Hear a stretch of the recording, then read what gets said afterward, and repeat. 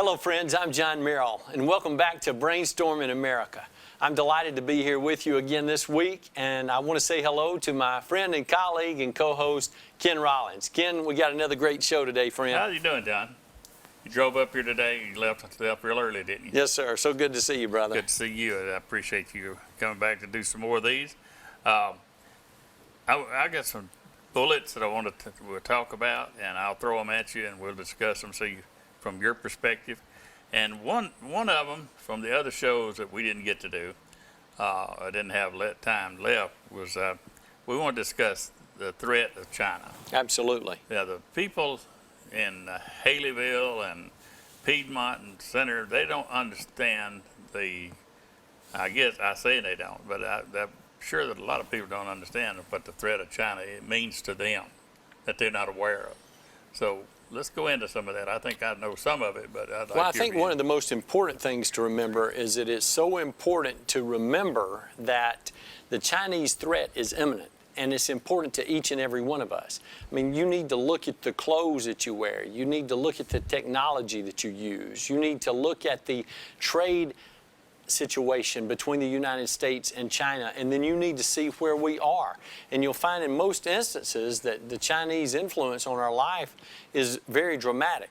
And we have to protect ourselves each and every day from that Chinese influence to make sure that the effort that they're expending to try to put us in a defensive posture is not one that enables you to be vulnerable. Because if you are vulnerable by using certain type technology in your home, or if you're vulnerable because you're using certain type of entertainment value in technology, you need to make sure that you're not putting yourself at risk. And many of us are doing that, Ken, and not even realizing what we're actually doing. And we always have got to be paying attention to the things that are ongoing. Those of us that use Facebook, every once in a while something to pop up on TikTok. TikTok is China, and a way that they can get into the minds of the youth. And sometimes, I'm not a young person anymore, but I end up caught looking at some of that. So it's funny, the TikTok thing to pop in on my. Well, sure, but it is a Chinese influence, right. And it is designed to get your attention. It's designed to get access to your data and your information so that they can use it for nefarious purposes that are important to China in promoting Chinese values. Yeah. And we have to understand that whenever we expose ourselves in that role, it creates a vulnerability that we may not be able to overcome, and we may not even realize that it's currently ongoing. But it's also something as large as manufacturing and what's actually going on in other states in the Union. Now, Alabama only has 2 different investments in our state that are Chinese related. One of those is Golden Dragon, which is the largest manufacturer of copper tubing in the world. Golden Dragon is located in China. I visited their plant in China, and they have a facility in Wilcox County in just south of Clark County, just down below Thomasville. And one of the commitments that our state has made is that we are not going to allow Chinese investment that is predominantly owned by the Chinese Communist Party. Now, I know there are many people who would say that if you have any kind of Chinese investment in the United States, there is a Chinese Communist Party influence. But Governor Ivey, Secretary Canfield have made it clear that they are not going to pursue those type investments if we see that those are predominantly owned 80% plus by the Chinese Communist Party. And that's important to note. I notice this is the things of where they're trying to build their bases around our military bases. Why would they want to build just next to one of our Air Force bases or whatever, where we got some nuclear weapons or whatever we got?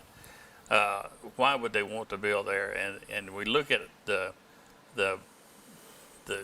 electric car that's being promoted that's going to happen. We're going to be looking at electric cars in a few more years for sure. A lot of the things, the chemicals that are used for that battery, for that electric car, China only. That some of that is we can shut our power grid down. There's a lot of things that they've got already right now that the flip of a switch could turn us off. Well, and that's the reason why we have to protect ourselves. It's so very important to make sure that our intellectual property is protected. It's also important to make sure that in the trade relationship that we have with China, that our American companies are not being put at an automatic deficit, which we have seen for so very long. One of the things that President Trump did when he was in office was to try to even the playing field with those individuals who were doing international trade with China, because we can't afford to lose our intellectual property values to the Chinese, and we can't afford to put our people or our nation at risk whenever it comes to interacting with them or doing business with them that will put us in a negative position. When he was the first president to ever put a tax on China. I mean, he made them pay, but the money from China coming into America was just unheard of till he went in there. And I'm giving credit where credit's due. It may not be about President Trump, but the fact is what the facts are. And so they're telling me we got to go to a break and make some money. So we're going to do all that, and we come back. Stay there. Get your pen. And welcome to Brainstorming America, here with my co-host, the Alabama Secretary of State, John Merrill, and we got several subjects we're going to talk about that we feel is of interest to you, and give you our twist on it, our perspective. And the next item I want to talk about, John, is big tech. Big tech, the folks that's using it right now don't have any idea the influences it has, and what it can and cannot, what the good, the bad, and the ugly, I guess. No doubt about it, Ken. And one of the things that's so disappointing is how many people are actually involved with big tech and don't even realize what is going on, whether it be Twitter, Facebook, Instagram, and all the different items that are available out there through social media, where your level of influence is being actually controlled by the people who control the environment and who control the social media platform. Whether they're silencing your voice, whether they're making sure that certain statements that you make are being forwarded in a different way. You know, one of the things that you have to ask yourself is, if you're not aware of this, is if you are liking certain things on Facebook, or you're liking certain things on Instagram, or you're liking certain things on Twitter, and then you start to get advertisements on your phone about those various items, there's a reason for that. It's not circumstantial evidence. It is empirical data that is being transferred from that initial contact that you've made with that particular type product or that service that is actually encouraging you to make that kind of purchase. And whenever that happens, it should concern you greatly. You know, did you mention Twitter? I did mention Twitter, yes, sir. Yeah, because last night was one of the first times I put any time into looking at Twitter. And you can see opinions from movie stars to, I had Senator Cruz on there, a lot of him, a lot of the other senators, a lot of the politicians, that you could sit from afar and look at those opinions, and they were some really, really strong opinions, and get a feeling of what America is all about. I mean, from your higher leadership, your senators to your congressmen, a lot of the congressmen that have, well, they at odds with the rest of the people. So you could see where there's a chance to insert yourself into turmoil, where you got like that Marjorie, what's her name? Marjorie Taylor Greene. Yes, sir. You could watch her account and you say, here, I could join up with her and cause some really chaos within that party. Or here's Matt Gaetz, that I could join up with him. And he, you know, and Ken, and a lot of times people don't even realize one of the things that's happening whenever you tweet about a particular topic, when you tweet about that subject or this subject, and then you start getting responses, and they're from people that you don't know, people you've never had any action with, but then you see how many people are they following, how many people are following them.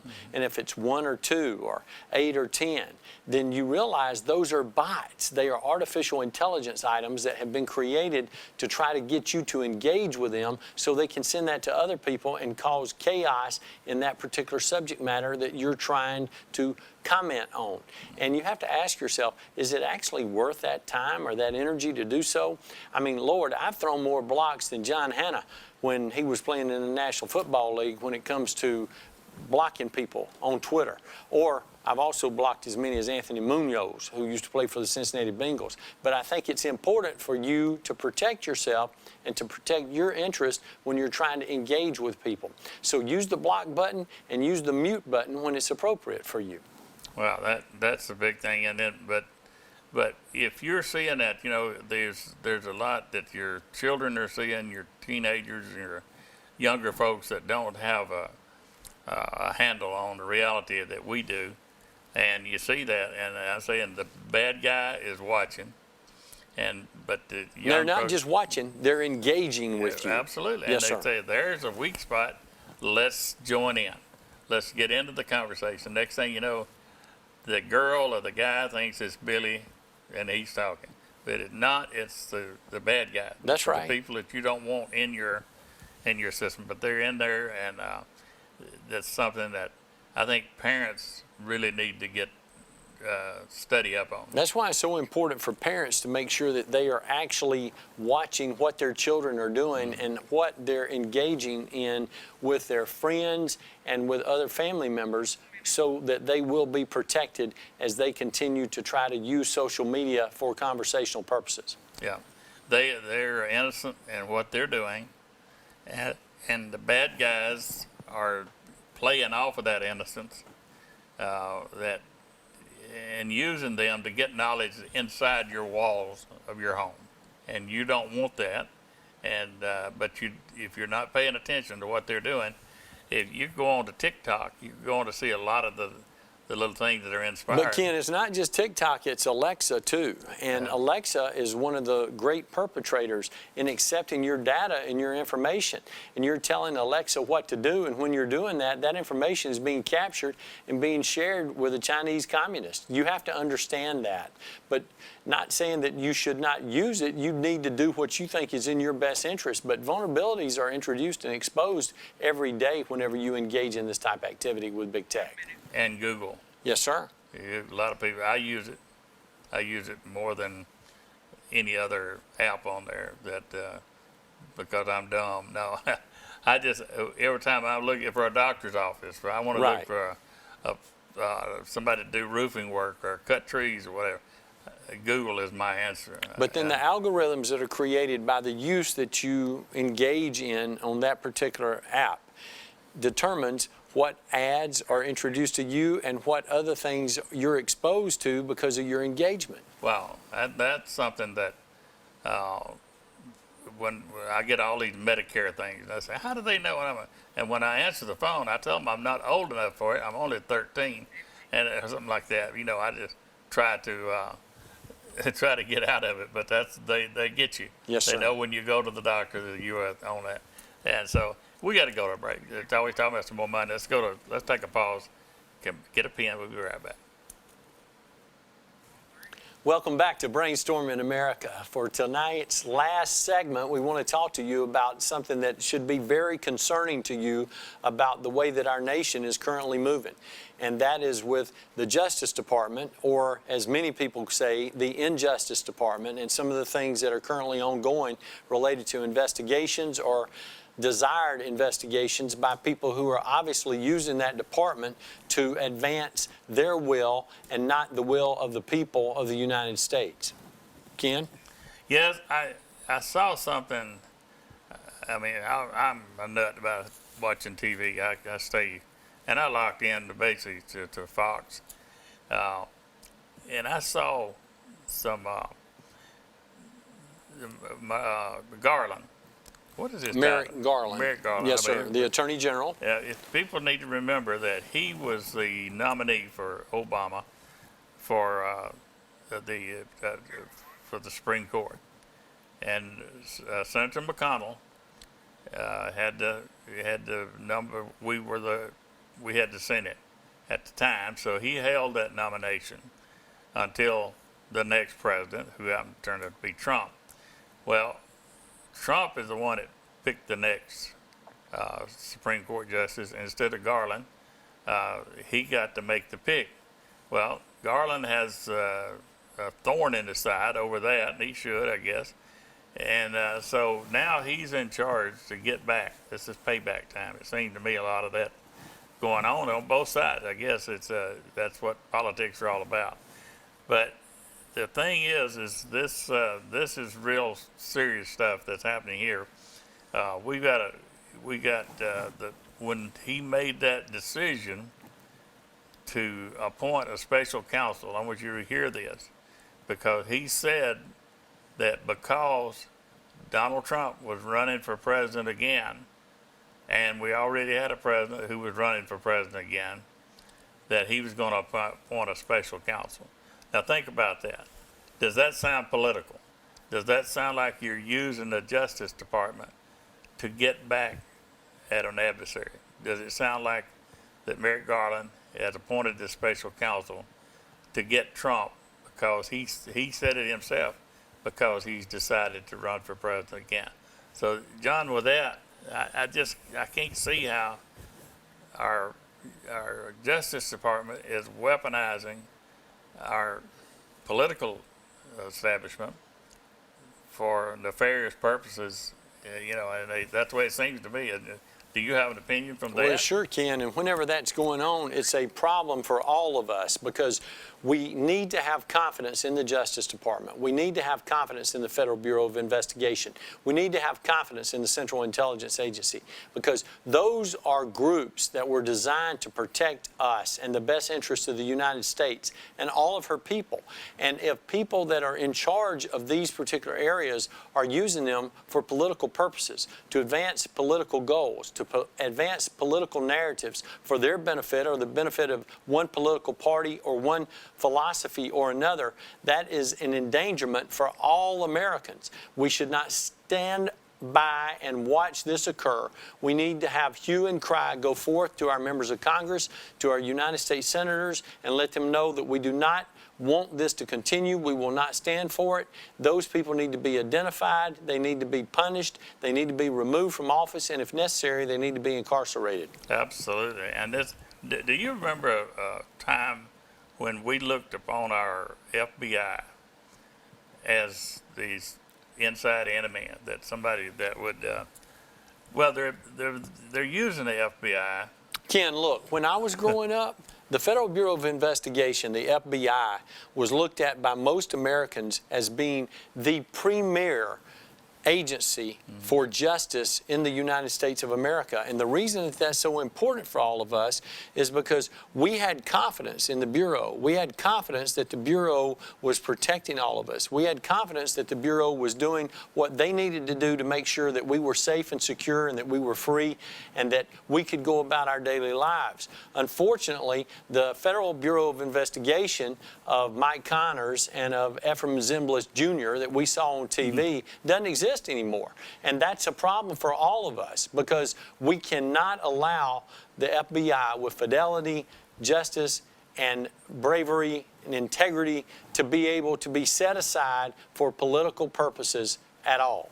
Well, by gosh, we've done it. In my opinion, we have. That's the one that was the scariest to me. If you ever said those three letters, the FBI, you was looking at the premier law enforcement agency of this country, and feared by foreign countries. Yes, sir. And this now, it's some of the stuff that's being done for political purposes is laughing. It's funny to see that looked really funny if it was in another country, but it don't make me feel good about my FBI. I think about the way you said, the way things have changed.